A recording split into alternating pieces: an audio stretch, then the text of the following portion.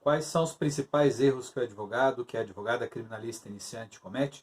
Vamos falar um pouquinho sobre isso nesse vídeo. Aqui Fabrício Almeida Carraro falando para o canal Heróis do Direito, Treinamentos Jurídicos, e para o canal Mundo do Crime. Então, começar na advocacia criminal é um desafio, é algo que não é nada fácil e muitos de nós cometemos vários erros. Eu comecei errando muito, sou criminalista já aí há praticamente 18 anos, cometi muitos erros aí no início da carreira. Lógico, a gente tem que sempre buscar minimizar os erros e sempre que os erros se dirijam a nós, que nós soframos as consequências e que jamais esses erros sejam sofridos pelo nosso cliente. O cliente sempre em primeiro lugar, a gente está trabalhando com a liberdade, com valores muito caros à sociedade, ao indivíduo, então a gente tem que fazer todo o possível para fazer o melhor possível para o nosso cliente. Então, quais são os principais erros que nós cometemos?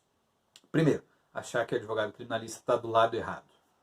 Nós já falamos sobre isso aqui no vídeo e no artigo Advogado Criminalista Defende o Bandido, missão da advocacia criminal. Então, primeira coisa, não ter convicção naquilo que a gente faz se a gente pretende advogar na área criminal. Então, a gente não está do lado errado. Lógico, a não ser que a gente faça coisas erradas, coisas ilegais, antiéticas, que a gente cometa crimes. Tem advogados que, infelizmente, cometem crimes no exercício da profissão, leva droga para presídio e coisas as mais esdrúxulas que nós ouvimos falar sobre os criminalistas. Mas se nós estamos trabalhando licitamente, defendendo os direitos do cidadão, processado, investigado, nós estamos fazendo a coisa certa. Lógico, a nossa consciência vai nos dizer sobre nossa atuação, sobre as escolhas de nossas causas, de nossas teses, mas se nós compreendemos a essência da advocacia criminal, nós conseguimos alcançar essa convicção de que nós estamos sendo corretos, estamos sendo éticos, estamos de acordo com a lei, de acordo com a Constituição, fazendo o melhor para aquele indivíduo que nos confiou seu direito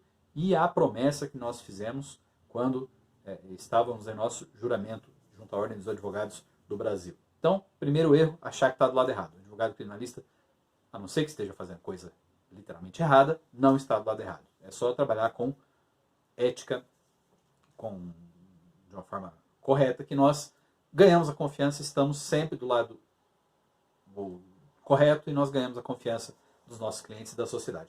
Segundo erro, a argumentação medíocre, argumentação sem técnica. A atecnia é um dos grandes problemas que nós vemos na advocacia criminal. Petições que falam sempre o mesmo. Primário, bons antecedentes, residência fixa, o presídio está superlotado, indúbio pro réu. Lógico, tudo isso existe, tudo isso é real. E às vezes o cidadão ele realmente ostenta essas características positivas, mas isso muitas vezes não é suficiente. Nós precisamos de argumentos técnicos, de acordo ao processo penal, execução penal, direito penal, conhecer os institutos, manejar os institutos, trabalhar a subsunção de forma correta para aquela situação, para aquele cliente, para aquele processo, para aquela circunstância pontual. Então, argumentação medíocre, e isso gera muitas vezes insegurança ao requerer. Muitas vezes advogados, colegas ligam para a gente, doutor, estou querendo requerer isso, estou querendo pedir aquilo, me dá uma dica, me dá uma ideia.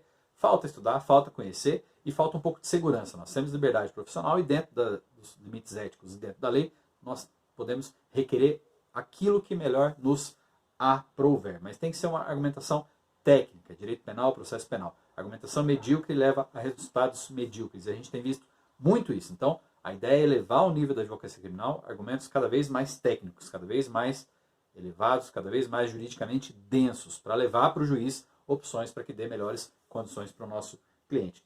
Terceiro erro, pensar como se pensa no processo civil.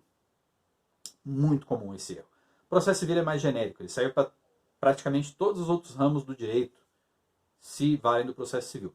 O processo penal também, por força do artigo 3º do Código de Processo, ele busca auxílio no direito processual civil, tanto que inclusive a fundamentação das sentenças a gente já vinha se socorrendo, nós do direito penal, do Código de Processo Civil, para que houvesse uma fundamentação correta. O STJ já vinha reconhecendo essa possibilidade de a fundamentação do CPC novo ser aplicado ao processo penal para que as partes conhecessem as razões de decidir.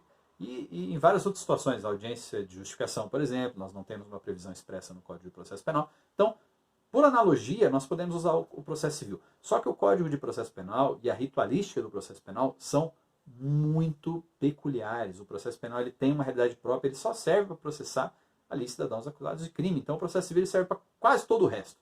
E o processo penal é muito específico. Então a gente tem que parar de pensar que o processo penal ele tem ali alguma consonância com o processo civil. Tem alguma semelhança, sim, evidentemente, alguma coisa tem audiência, tem ali uma petição inicial que é a denúncia, e a resposta à acusação era bem diferente da contestação. A gente vê que às vezes o sujeito ele contrapõe todos os argumentos da acusação já no começo do processo. Isso é coisa de processo civil.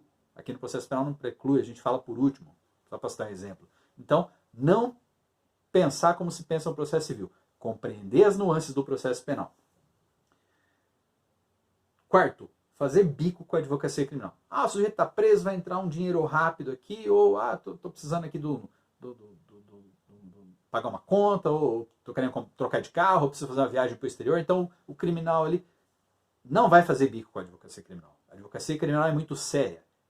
Se você não vai trabalhar corretamente, deixa para os criminalistas. Não dá para fazer bico com a liberdade das pessoas. E a gente vê muitos advogados de outras áreas que pegam ali eventualmente um caso criminal, tudo bem. Todos podemos advogar em todas as áreas. Mas se vai encarar uma defesa criminal, se vai trabalhar pela liberdade de uma pessoa, se vai fazer uma defesa, faça corretamente. Não é um bico. É um trabalho seríssimo que deve ser realizado com a mais acurada das técnicas em prol daquele cidadão processado. E eu digo isso porque a gente vê muito processo, e a gente olha a petição, ele olha o atuar do advogado, a gente sabe que ele não é criminalista, e ele não conhece os institutos, não conhece a realidade criminal, e estaria advogando, e isso prejudica o cidadão, prejudica o cliente. Então, não é para fazer bico. A advocacia criminal é algo muito sério. Outro erro, que é o quinto erro, prometer resultados. É muito comum também. Mas o sujeito, a gente propõe X ali de honorários e aí o outro doutor, não sei quem, cobra mais barato. Mas ele prometeu, a mãe, muitas vezes do preso, chega no escritório, mas ele prometeu que ia tirar meu filho em uma semana, em um mês. O advogado não pode prometer resultado pelo simples fato de que o advogado não decide. Sequer o juiz poderia prometer o resultado porque o tribunal pode reformar essa decisão. Então nós não podemos prometer resultado. Aquilo que se diz em outros ramos do direito, às vezes a causa ganha. Pode ser que às vezes está muito nítida ali uma prescrição, ou aquele caso ele vai gerar uma atipicidade, ou enfim, inúmeras situações que a gente pode vislumbrar ali já de bate-pronto, mas não dá para garantir nada, porque o processo ele se envereda às vezes por caminhos tortuosos e a gente não pode prever. Então, um dos grandes erros é prometer resultado. Ainda quando a coisa pareça cristalina, ali, a juridicidade concreta do direito daquele sujeito, nem nessas situações a gente pode garantir porque a gente não sabe o desfecho do caso. Então, é o quinto erro. E o sexto erro, a gente escuta muito por aí também, achar que o cliente é chato. O cliente não é chato. O cliente é quem paga as contas do escritório. O cliente é que faz com que o nosso escritório viva, que a nossa advocacia viva. E quando a gente gosta do que a gente faz, então a gente se satisfaz em melhorar a situação daquele ser humano, daquela pessoa que nos procura, daquele cliente. O que a gente tem que aprender a fazer, porque às vezes o sujeito é chato, ele me liga domingo à noite. Ponha limites. Quando você vai contratar, no momento de você elaborar um contrato com aquele cliente, já estipule momentos em que ele pode te procurar para tirar uma dúvida. E melhor do que isso, e funciona, você, quando tem uma novidade no processo, você procura ele. Mantenha o cliente atualizado para que ele não fique ligando para você, às vezes sem que haja necessidade ou até em momentos inoportunos. Então, o cliente não é chato. O cliente é a razão de ser da nossa advocacia. Mas, lógico, sempre imponha limites ali às intervenções dos clientes. Então, a gente selecionou aqui alguns dos principais erros do início na advocacia criminal. Se você gostou, comenta aí, entre em contato com a gente nas redes sociais, assine nosso canal Heróis do Direito, canal Mundo do Crime, que vai trazer variedades aí sobre ciências criminais. A gente está começando agora. E em breve, novos vídeos. No próximo vídeo a gente vai falar sobre começar na área criminal sem experiência. E agora? Então fique atento, em breve novidades. Até a próxima.